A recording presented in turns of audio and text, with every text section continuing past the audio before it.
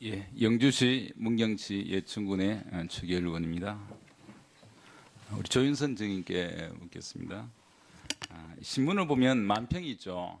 만화로 세태를 또 정치를 풍자하는 그런 내용들이 있는데요. 이 내용들을 보면 정부 찬양하는 내용은 거의 없습니다. 대부분 정부를 비판하는 그런 내용들입니다. 맞습니까? 예, 만평은 그렇게 알고 있습니다. 저는 영화나 소설, 연극도 마찬가지라고 생각합니다. 정부 홍보하는 과거의 대한뉴스 아무도 보지 않습니다. 또 영화, 연극이 마찬가지입니다. 정부를 찬양하는 것이면 누구도 보지 않을 것입니다. 영화는 영화이고 연극은 그냥 연극일 뿐입니다. 미디어와 예술은 그 속성상 정부에 비판적일 수밖에 없다. 이런 것을 인정해 줘야 한다고 생각을 합니다. 과거에 역대 대통령 성대를 묘사하는 그런 방송 프로그램이 있었지 않습니까? 그 보면 대통령들을 모두 바보스럽게 표현합니다. 그러나 저는 특별한 그런 의도가 있어서 그런 것이 아니고 이렇게 해서 국민들이 그냥 웃고 넘어가는 것이라고 그렇게 생각합니다. 증인도 그렇게 생각하십니까? 예, 그렇습니다. 저는 이 청문회를 준비하면서 그리고 또 오늘 청문회를 지켜보면서 블랙리스트는 확실히 존재한다. 그렇게 생각이 듭니다. 그리고 정부가 굉장히 잘못했다. 우리 조윤선 증인께서도 책임이 있다. 이렇게 생각이 듭니다. 이 블랙리스트가 만들어지게 된 이 경위에 대해서는 여러 가지 얘기가 있는데 더불어민주당 김기춘 비서실장께서 변호인, 화려한 휴가, 광해 이런 영화를 보고 불쾌했다, 화를 냈다 그런 얘기들이 들리고 있습니다.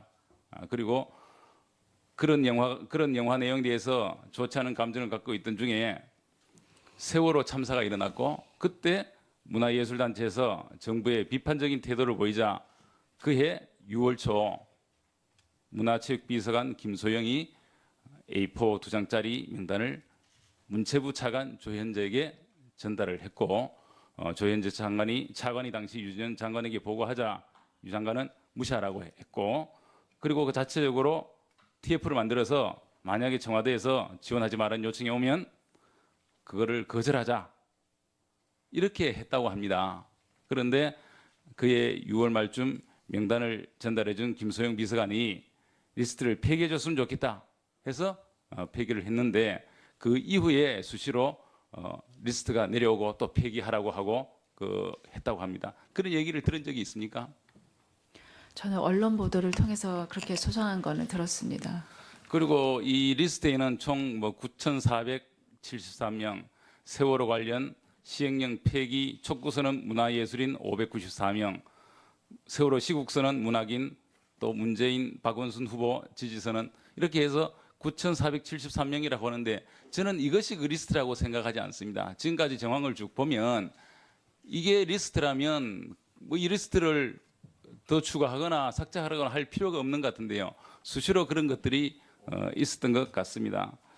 저는 우리 조현 증인께서 오늘 국민께 사과한 것은 굉장히 잘한 것으로 생각하고 이것으로서는 굉장히 부족하다고 생각합니다.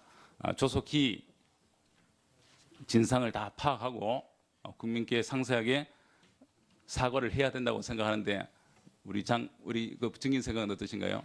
예, 바로 그런 이유에서 저희가 부처 차원에서의 사과의 시기와 방법을 논의한 것입니다.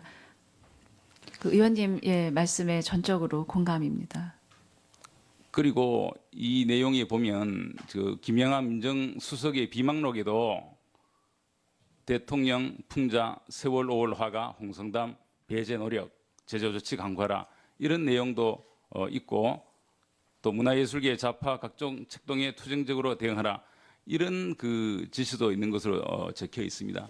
여기에 대해서 아는 바 없습니까? 예, 저는 제 소관 업무가 아니어서 그렇게 주의 깊게 듣지 않았던 것 같습니다.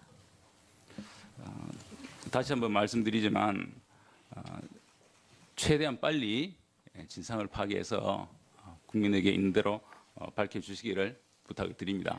예, 의원님 지금 특검에서 제가 알기로도 여러 명의 검사와 수사 이 담당자들이 지금 거의 20일 정도 저희 직원만 해도 한 20명이 넘게 소환 조사 받고 있습니다. 그 굉장히 복잡한 내용인 것 같습니다. 조만간 아직도 특검 발표로는 전체적인 전모는 확인이 종결되지 않았다고 하는데 그게 확인이 되는 대로 의원님 지금 말씀하신 대로 국민들께 다시 한번 이 사과의 말씀을 올리고 다시는 재발이 되지 않을 수 있도록 확실하고 그런 특단의 이런 조치가 반드시 부처 차원에서는 있어야 되겠다. 특검 이렇게 하고 수사에도 있습니다. 최대한 협조하실 거죠? 저희는 최대한 협조하고 있고 그런 점에서 저도 특검에서 빨리 특검이나 검찰이나 간에 빨리 저를 소환해서 이렇게 물어보시면 오늘 지금까지 그 여러 의원님들께서 궁금하게 생각하셨던 그런 분들을 소상히 뭐 자료와 함께 밝힐 수가 있습니다. 저도 성실하게 예, 임하겠습니다. 알겠습니다. 우리 구순성 증인께 묻겠습니다.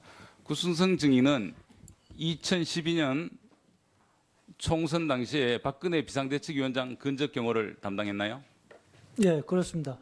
그 후에 사표를 내고 청와대 경호실에 별정적으로 특재되어서 근무를 했죠. 예, 관저에서 그렇습니다. 근무를 했나요? 예, 그러면 4월 16일 세월호 당일 그때 관저에서 대통령 경호를 맡았습니까? 아닙니다. 저는 그날 휴무였습니다. 우리 그 다른 의원님께서 우리 구순성 의원께서 그에 관해서 구순성 증인께서 그에 관해서 많은 것을 알고 있다, 좀 증언을 해줄 수 있다 해서 오늘 오신 걸로 알고 있는데 그럼 그에 관해서 얘기할 수 있는 게 없습니까? 예, 그렇습니다. 저는 양심선언을 한다는 그런 말도 한 적 없고 사실 그날 휴무였었는데 사실상 제가 알고 싶은 게 정말 제보자가 누구인지 제가 사실 알고 싶을 뿐입니다. 예, 알겠습니다. 예, 최고일 의원님 수고했습니다. 다음은 계속해서